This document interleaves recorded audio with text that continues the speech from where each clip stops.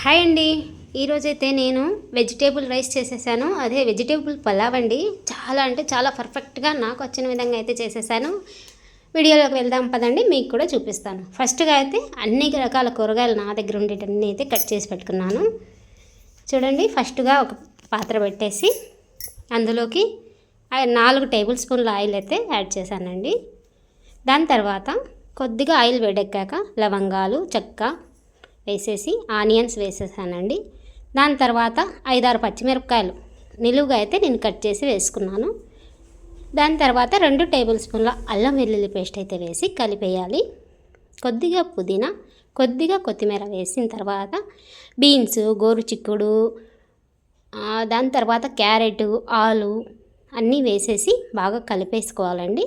కలిపిన తర్వాత ఇందులోకి సోయా చంక్స్ అని యాడ్ చేసేసాను నేను. బాగా యాడ్ చేసి అన్నీ కలిపిన తర్వాత 1 టేబుల్ స్పూన్ రాళ్ళుప్పు అయితే వేసి బాగా కలిపేసుకున్నాను. కలిపి ఒక 10 నిమిషాలు అయితే మగ్గబెట్టుకోవాలి. బాగా మగ్గిన తర్వాత ఇందులోకి నేను 1 గ్లాస్ అయితే రైస్ తీసుకున్నాను. 1 గ్లాస్కు 2 గ్లాసుల వాటర్ అయితే కరెక్ట్గా యాడ్ చేసుకోవాలి. అప్పుడే మనకు రైస్ పొడి పొడిగా వస్తుంది. ఈ స్టేజ్లో మనం ఉప్పు సరిపోయిందా లేదా అనేది చూసుకొని, ఉప్పు అప్పుడు సరిపోకుంటే రైస్ వేయకముందే ఉప్పు కొద్దిగా యాడ్ చేసుకొని వేసుకోవాలి. ఇప్పుడు బాగా కడిగి పెట్టుకున్న రైస్ని వేసేసి కలిపేసి ఫుల్ ఫ్లేమ్లో రైస్ అంతా వాటర్ ఇంకిపోయేంత వరకు పెట్టుకొని ఈ స్టేజ్లో మనము గ్యాస్ అనేది సిమ్ ఫ్లేమ్లో పెట్టేసుకోవాలి. ఇప్పుడు 10 నిమిషాల వరకు మనం కుక్ అయిందా లేదా అని మూత తీసేసి చూస్తూ ఉండాలి. ఈ వెజిటేబుల్ రైస్ అంటే నాకు గుర్తుకొచ్చేది మా అక్క మ్యారేజ్ అండి. ఎందుకంటే మా అక్క మ్యారేజ్లో వెజిటేబుల్ రైస్ చేసినారు.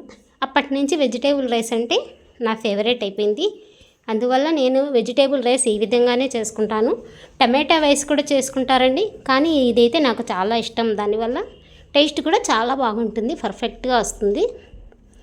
ఇప్పుడైతే మన వెజిటేబుల్ రైస్, నేను చేసిన వెజిటేబుల్ రైస్ అండి, రెడీ అయిపోయింది.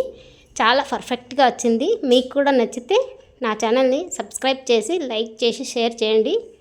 Thanks for watching my channel.